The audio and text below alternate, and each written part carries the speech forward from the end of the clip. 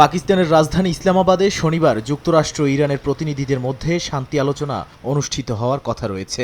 পাকিস্তানের মধ্যস্থতায় সাম্প্রতিক যুদ্ধবিরতির পর এই বৈঠককে সম্ভাব্য বড় কূটনৈতিক অগ্রগতি হিসেবে দেখা হচ্ছে।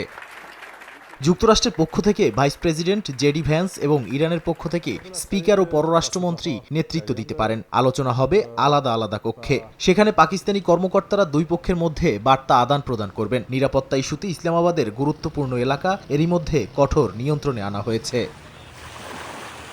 আলোচনার মূল ইস্যুতে রয়েছে হরমুজ প্রণালীর ব্যবস্থাপনা, পারমাণবিক কর্মসূচি এবং মধ্যপ্রাচ্যে সামরিক উত্তেজনা। ইরান যুক্তরাষ্ট্রের সেনা প্রত্যাহার ও আঞ্চলিক হামলা বন্ধের দাবি তুলছে। অন্যদিকে ওয়াশিংটন ইউরেনিয়াম সমৃদ্ধকরণ নিয়ে কঠোর অবস্থানে রয়েছে। বিশ্লেষকদের মতে দুই পক্ষের মধ্যে গভীর অবিশ্বাস এবং ইসরায়েলের সাম্প্রতিক হামলা শান্তি প্রক্রিয়াকে জটিল করে তুলছে। যদিও অগ্রগতি সম্ভব, তবে স্বল্প সময়ে চূড়ান্ত সমাধান পাওয়া কঠিন হবে বলেই ধারণা করা হচ্ছে।